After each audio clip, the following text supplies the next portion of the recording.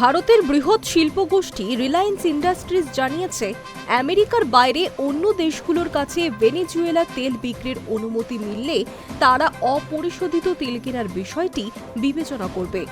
বিশ্বের সবচেয়ে বড় তেল পরিশোধন কোম্পানি পরিচালনাকারী এই সংস্থার এক মুখপাত্র বৃহস্পতিবার রয়টার্সকে জানিয়েছেন, অমার্কিন ক্রেতাদের জন্য ভেনেজুয়েলার তেলের প্রবেশাধিকার নিয়ে স্পষ্ট সবুজ সংকেতের অপেক্ষা রয়েছে।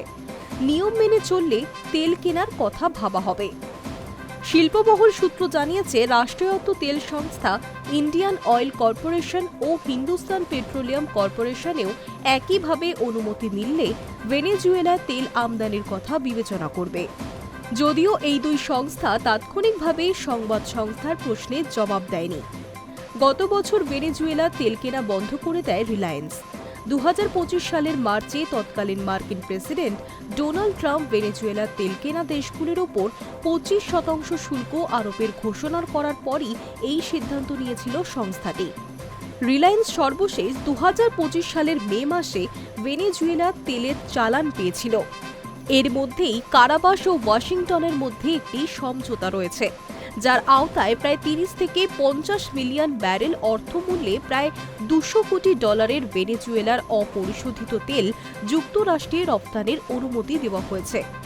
জানুয়ারির শুরুতে মার্কিন বাহিনী ভেনেজুয়েলার প্রেসিডেন্ট নিকোলাস মাদুরোকে আটক করার পর এই সমঝোতায় পৌঁছয় দুই দেশ।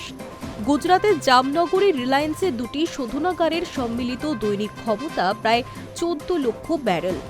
এই পরিকাঠামো অপরিশোধিত ও তুলনামূলক সস্তা তেল, যেমন ভেনেজুয়েলার মেরি প্রক্রিয়াকরণের উপযোগী। কেপলার সংস্থার বিশ্লেষক সুমিত রিতোলা বলেন, ভেনেজুয়েলা তেল যদি আবারও বিশ্ববাজারে আসে তা সস্তায় পাওয়া যেতে পারে। এতে উপযুক্ত রিফাইনারিগুলোর কাঁচামাল সংগ্রহ ও লাভের অঙ্ক বাড়াতে পারে। যদিও সরবরাহ সীমিত থাকার সম্ভাবনাই বেশি।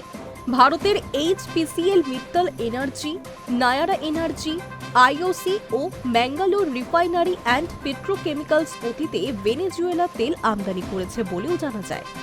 রিতোলার মতে, ভেনেজুয়েলা তেল ভারতের জন্য রুশ তেলের বিকল্প হিসেবে রাজনৈতিকভাবে গ্রহণযোগ্য সংস্থান হতে পারে। ইউক্রেনে রাশিয়ার অগ্রাসনের পর থেকে রুশ তেল কেনা কমাতে পশ্চিমী দেশগুলো চাপের মুখে পড়েছে ভারত। যুক্তরাষ্ট্র গত বছর রুশ তেল কেনার কারণে ভারতের পণ্যের উপর শুল্ক বাড়িয়ে 50% করেছে।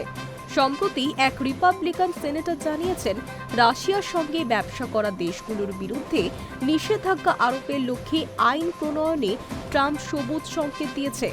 এই প্রেক্ষাপটে রিলায়েন্স জানিয়েছে, জানুয়ারিতে তারা রুশ তেল নেবে না। এর ফলে চলতি মাসে ভারতের রুশ তেল আমদানি কয়েক বছরের জন্য সর্বনিম্নে নেমে যেতে পারে। সুমিত রিতোলা বলেন, রিলায়েন্স ইতিমধ্যেই রুশ তেলের আমদানি কমিয়েছে। এতে স্পষ্ট যে ঝুঁকি বাড়লে ভারতীয় শোধনাগারগুলি দ্রুত নিজেদের কৌশল বদলাতে সক্ষম। Hi news network.